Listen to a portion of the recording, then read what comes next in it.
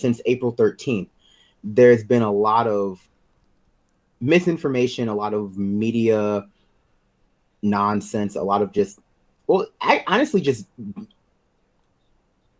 dangerous behavior, both on the part of media and the Trump administration as it comes to North Korea, been treated with the kind of care that it needs to be treated with. So I'm going to preface that conversation by saying two things. A, I am not in favor of North Korea having nuclear weapons. That would be a very bad thing. And I'm saying that in a very, very straightforward way so it cannot be misinterpreted, because the things that I say after this are going to make it seem as though I'm kind of okay with North Korea having nuclear weapons. It's only going to seem that way to people who are deep thinkers, but I'm putting this out there. I am not okay with North Korea having nuclear weapons, nor am I okay with the general proliferation of nuclear weapons in the world.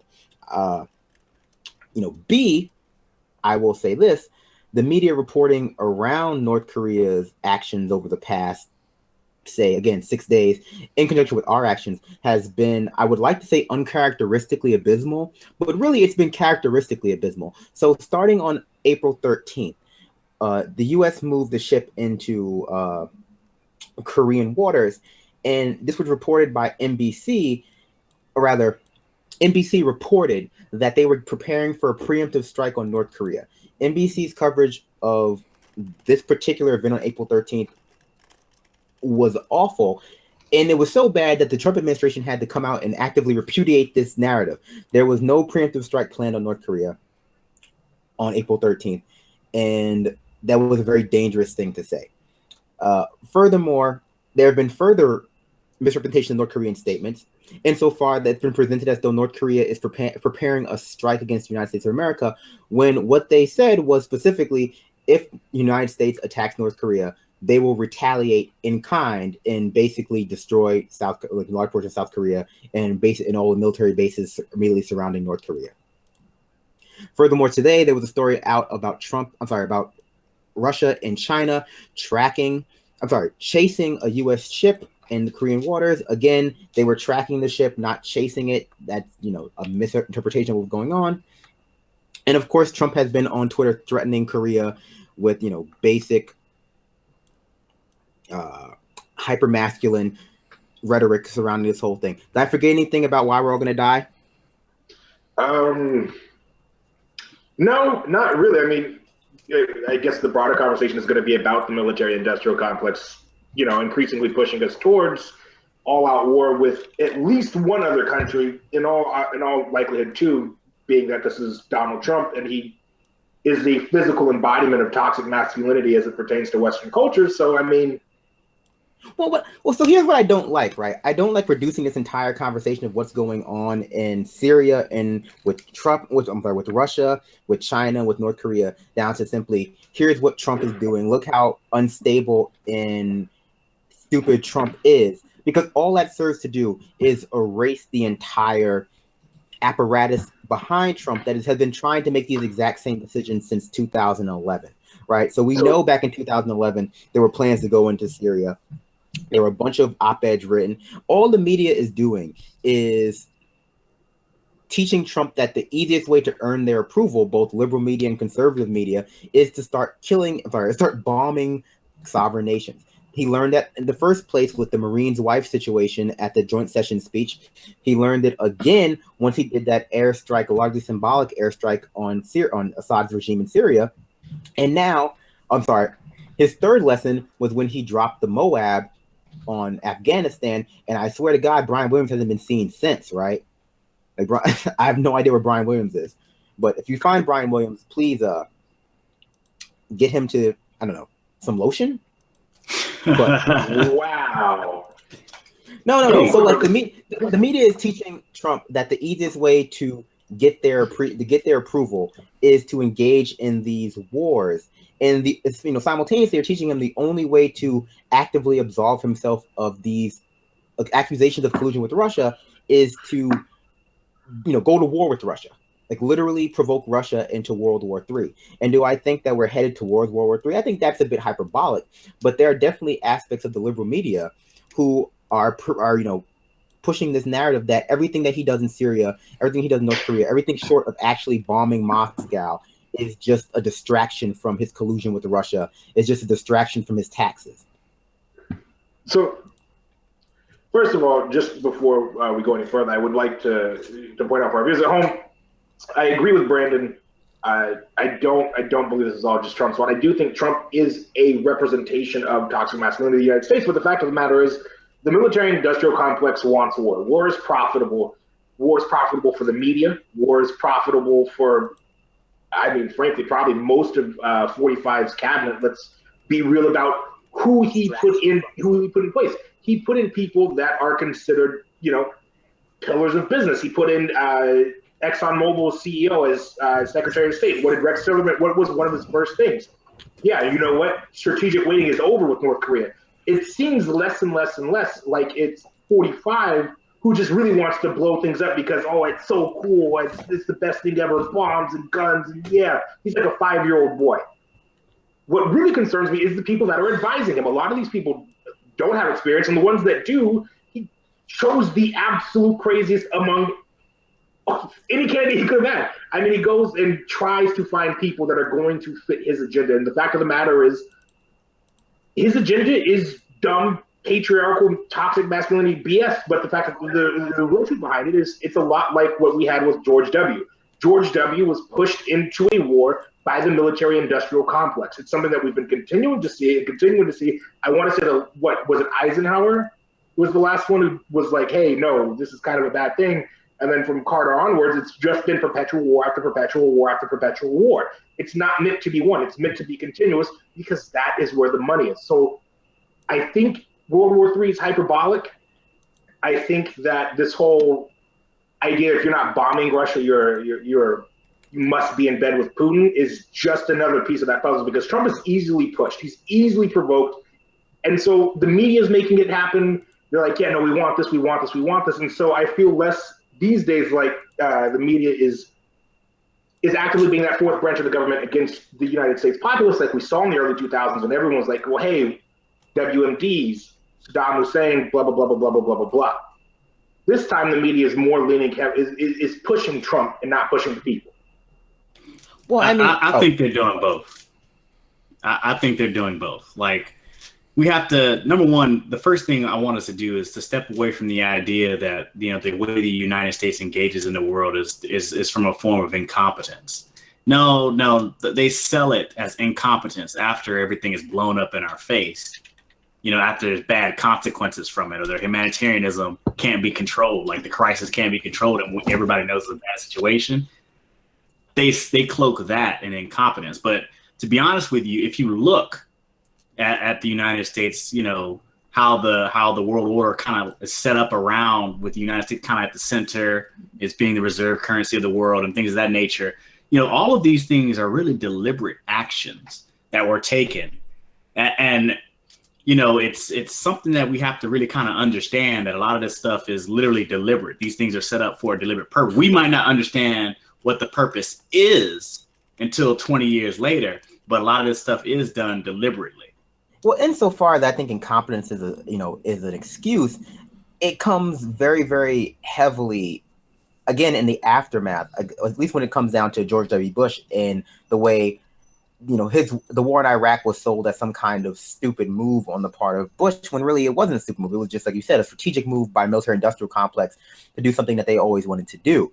As it pertains to Trump, his quote unquote competence is being mobilized very heavily by those who are in power, call them the deep state, call them the military industrial complex, call them the military elite, call them at some outfit the axis of adults.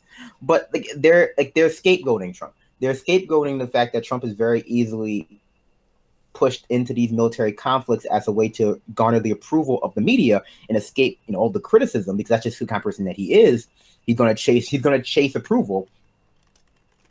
And, it behooves us as part of this conversation to not allow that to occur, not allow for Trump to be scapegoated as it's a unilateral, omnipotent actor who's just like waving his wand and moving aircraft carriers into, closer to North Korea, who's like waving his wand and, sending 5 dozen missiles to attack the Assad regime. Like, that's just not how it's happening. These moves might seem haphazard, to your everyday average, Joe Schmo. But there's a lot of planning going on behind the scenes by those who have remained in power despite the fact that we've gone from president to president. Despite the fact, I will say that this hullabaloo over North Korea's missile capabilities comes across as security theater, because North Korea's missile capabilities are simply not, at least their ICBM capabilities are really not that. How would you call it? They're not that worrisome. There's a report out that on that too. There's a report that characterizes what their capabilities are, and that as far as being a strategic threat to the United States, Korea is just not there. And truth be told, it brings to light the real question. What is United States' interest in Korea to begin with? Why is North Korea focused on so much? Well, so like North Korea is a threat to the United States in a very general way. They could be, but the purpose of hyper focusing on their missile capabilities, showing blowing up these missiles, not blowing up, focusing on these missile tests, focusing on these missile launches, focusing on them doing these kind of ICBM tests is meant to Korea is an actual threat in the same sense that Russia would be an actual threat. Not only that, but that they are actively trying to entice war with the United States of America, when really these are defensive measures. Are they escalating things? No. Like, they're not escalating things in the way that the media is presenting them as doing. So if you want to call attempting to make nuclear weapons escalation inherently, I can agree with you there. I think that isn't a tough form of escalation. But to pretend as though they have the same kind of military power that the United States or any other, let's say developed nation does to conduct warfare is simply just gaslighting. Insofar that North Korea is a threat militarily, it's like here's what North Korea is much more likely to do if they want to attack the United States than shoot off one of their shitty missiles at us. What they're likely to do is to plant a dirty bomb on a tanker, ship it to one of America's woefully under policed ports, and set it off there. That's the real security concern. That kind of guerrilla warfare. It's the thing, though. It's not about the U.S. But that's what's sexy. That's what's sexy. But that's not it. That's not what's being. That isn't what's being sold. Like, I don't know what you're watching, but everything that I've been watching when they talk about North Korea's missiles has been this huge laughing. It's like, well, yeah, they don't make it that far. What they're actually talking about and what the actual threat is being, as far as the news that I've been reading is being said, is they're saying, well, America has interest in Korea and in Japan, and they do have the capabilities to reach both. Now, I don't think North Korea is a threat militarily to the United States, but let's stop missing the forest for the trees. No, I don't think. So let me preface this with, I don't think anything's actually going to happen. I think it's a lot of fear mongering. I think it's a lot of grandstanding. I think it's a lot of I can't even pronounce the word right now. I think there's a lot of BS for nothing. Thank you. I think there's a lot of BS for nothing. But if something was to go down, the actual issue here would be China, because China does have a mutual defense contract with North Korea, mutual defense treaty rather.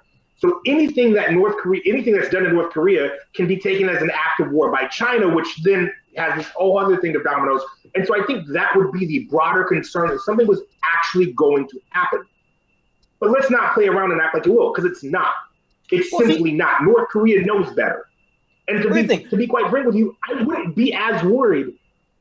We spend more money on the military than any other nation. The next 24 combined, we spend more than. Well, here's the thing. So let's be real about this. So here's the thing, though. So South Koreans are not concerned about war with North Korea right now, at least from the articles I've read. The majority of South Koreans are not concerned with war with North Korea right now. They're more concerned with their elections coming up in May. That's what South Koreans are concerned with. And if the media was presenting the narrative surrounding North Korea as being a quote-unquote threat to the United States, as North Korea being a threat to our allies in the region, I don't think it would be receiving the same. It's much harder for them to say allies in the region. What the specifics that I've been reading in the articles are, there are United States military bases within striking distance of what North Korea currently has. There are bases in American bases in Korea. There are American bases in Japan, and I think that's what's really fueling the media's desire to escalate this. And they're conflating American military bases or American military interests with America. And I think that's a useful tactic. The media's desire to escalate multiple wars is frightening. And I can only assume that they get some kind of sexual gratification from it because of how disingenuous the narrative they've been pushing are. Every time Trump bombs something, he's adult, he's presidential, he's returning us to the status quo. He's finally come to terms with the role of being a president. Van Jones says that he's presidential when he's pushing wartime propaganda. Fareed Zakaria can't stop salivating over brown people being bombed. It's unfortunate, but we're living in the reality where the media, both liberal and conservative, does not represent the majority of interest when it comes down to actually preventing war.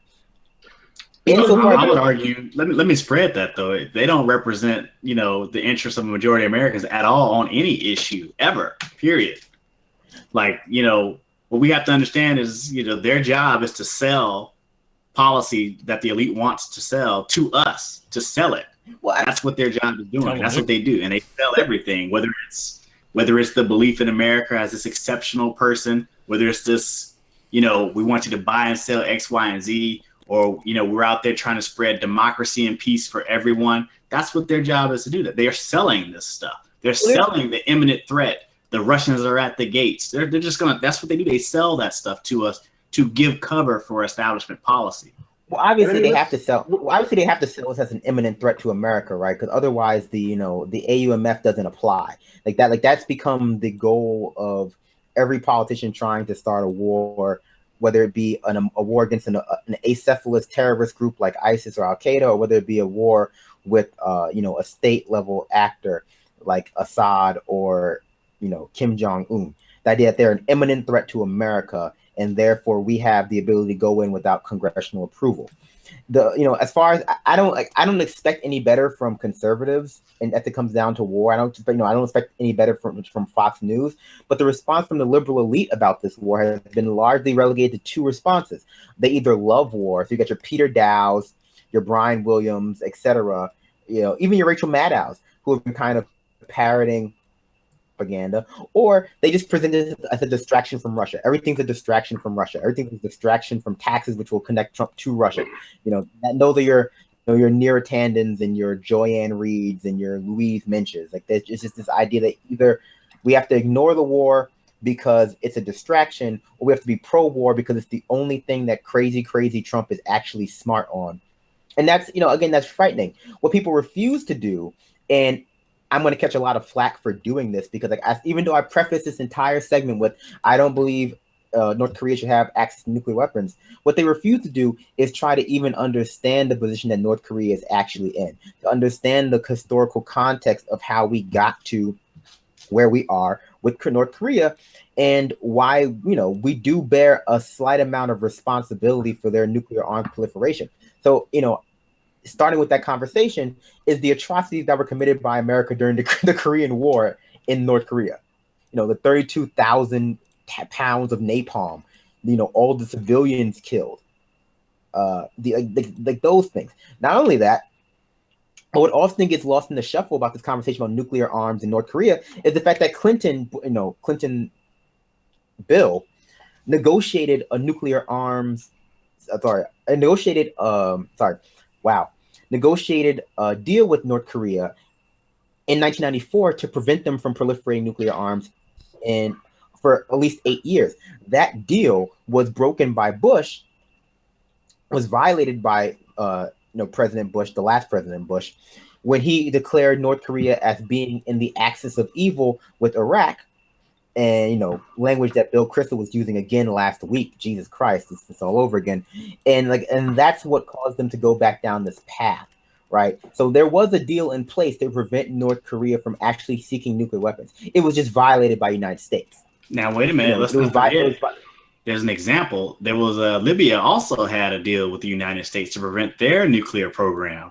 And the minute they signed that deal, a few years later, Libya was a target for regime change. So there's also an example of such a deal not actually preventing conflict with the United States. And I believe you're a student of foreign policy and believe that one of the fundamental principles of U.S. foreign policy is the idea that our promises and obligations must be kept. We have to understand that deals are made between equals. So any deal that the United States makes with somebody, generally, if you're not, in their league in terms of, being near equal or can gather a coalition that can actually bring some kind of pressure to the United States, none of those deals are valid because they'll just do whatever, I mean, wait. I wouldn't go as far. Oh, sorry, go ahead. Because here's the thing, and I want to get back to the media, especially on this, though, and why it's something that we're just so used to. I'm 24 years of age, and I really can't remember a time in my life where we've not been at war or in a conflict with somebody. There has always been some boogeyman somewhere out there. And the fact of the matter is, fear sells papers. Fear sold papers during McCarthyism. Fear sold papers when we went to the Iraq the first time. Fear sold papers and got us into war in the early 2000s. Fear sells papers and gets things going. It makes people money, and that's the root of all of this. The fact of the matter is, it's profitable. The fact of the matter is, North Korea has apparently huge coal deposits, as that's their export to China. Like, that is their big thing. That is what the entirety of their economy hinges on, is their coal exports to China. And as you've seen here in the United States, yes, we're moving away from coal. A lot of places are using natural gas instead of coal burning at their electrical power plants. But guess what? That's a resource that America can exploit and will exploit. Nick made a great point about deals are made between equals. As far as we as a country are concerned, nobody's our equal. If we thought other people were our equal, we wouldn't feel the need to outmuscle and police literally every corner of the world. There's a caveat to that, though. When I said that, I didn't mean that, like, no one's our equal. Obviously, if you constantly go back on your deals, nobody will make deals with you. But there's a risk involved, and you have to kind of play the front, right? If you make a deal and you go back on it with somebody, surely you can go back on a couple people, but other people will still keep their deal, right? There's a delicate balance. You can't just all one way or all the other. You can't, because I liken America to this. America is that gangster in the neighborhood that you're going to take my money whether you want to or you don't. Sometimes, a little bit of, you can't always go through brute force. Sometimes, some deals do need to be kept and some deals don't.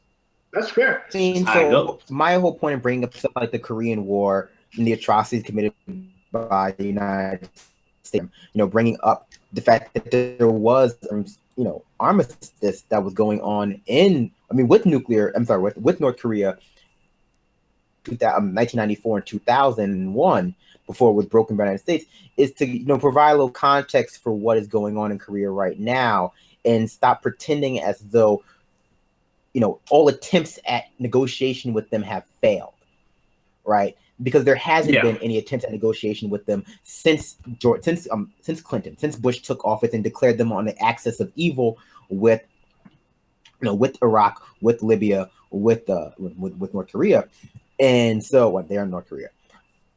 But so like this idea they cannot be reasoned with because they're a brutal dictatorship, and therefore you shouldn't try to understand them or reason with them or have any kind of sympathy for them, is just misleading, because you'll never hear about these.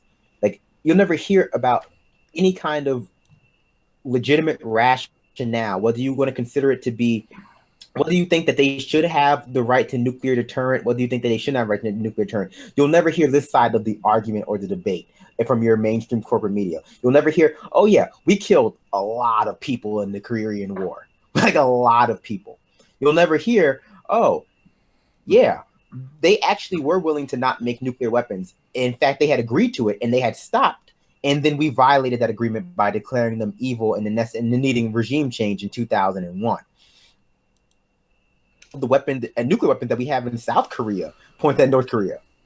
You'll never hear about the fact that the idea that they're escalating things is just, it's propaganda. It is what it is. It's the mainstream media trying to gaslight American people into this notion that North Korea is consistently amping up their for no reason. And whether or not you think these reasons are justified, whether or not you think these reasons provide them with a legitimate cause for actually, building nuclear weapons or not, it's up to you to decide. But you definitely have the right to understand what their rationale might be, which is that they have been targeted by the United States for regime change very long time for whatever reason. Yeah, and see, I think that's kind of where we have to get to, where we're understanding that, just like the United States pursues this national interest, and the national, I spoke about this earlier today. Everybody who lives here in the United States, we need to understand that the United States national interest is not our interest. The interest of the populace versus the interest of what the actual government is actually doing, those are two separate things. We have a society where the rich and powerful have a lot of power, and their interests are taken care of through U.S. foreign policy. So when they say the national interest, they really mean those people's interests, not our own. So that's first and foremost, right? And other countries have something similar, more or less. But when we start talking about how we're interacting in the world, and it's always this person is so aggressive when we're defending ourselves. Sometimes we need to perhaps look at the situations and really get a better context of what's actually happening, because what's being fed to us may or may not be the whole story. It may be factual, that's what's happening, but the who, the what, the why, that's all missing. And without that, we can come to the wrong conclusion. And we can come to conclusions like North Korea is being irrational. We haven't tried to speak to North Korea. They're just escalating this whole thing, and they may not be, or they may be.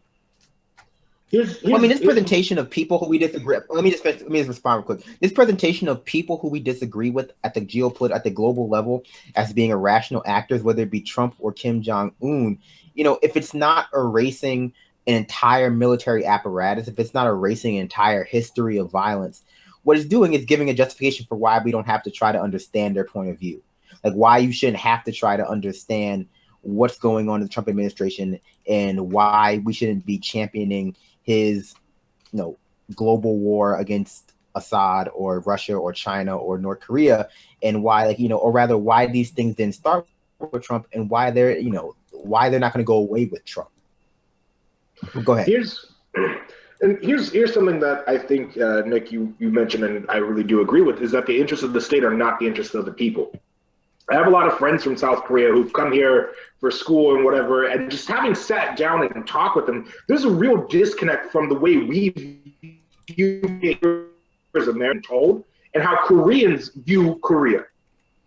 That shocked me especially when I was first sitting down and talking with my Korean friends. As far as they're concerned, there's no North and South Korea. If America was to do anything to incite war with North Korea, they would be so incredibly upset, because we have to remember that as much as we like to think of these as two separate entities, it was one country up until the Korean War. It was one country. These are people that have families on either side.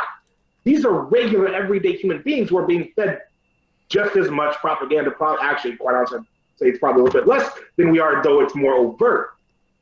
The simple fact of the matter is, we have to remember that there is a human cost to anything that we do.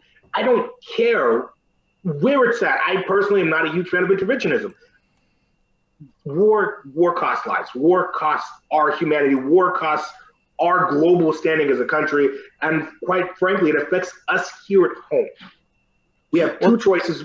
When it comes to North Korea. We can either go the hyper-nationalism route. We can continue on this dangerous path that we've been going, follow the precedent that was set with, going all the way back to when the Korean War was initially waged. Or we can actually start taking to the streets, protest this, and make sure that do what we can as a populace to make sure that this doesn't happen, because we have to remember there is a cost associated with this, and that cost is human lives. And I don't care where they're at. Well, see, so I am not anti-interventionism as a general rule, nor do I believe in reducing all American interventionism into imperialism, right? I don't think that is a productive conversation to have, unless we're talking about like the fact that historically it has always been that, but it doesn't always have to be that. So I think that's just unfair. What I am against, though, is presenting the narrative surrounding North Korea and even Syria as though it has been, all diplomatic been, exhausted, and these countries are just run by irrational madmen who cannot be reasoned with and should not be should not be engaged in any kind of off-power solution. Because the reality is the Bush and Obama administrations have only taken a confrontational approach to both Assad and Kim and North Korea. It's only been confrontational since since Clinton, and Clinton demonstrated that they are willing to engage in diplomacy if they are reached out to in that way. They just haven't been reached out to in that way.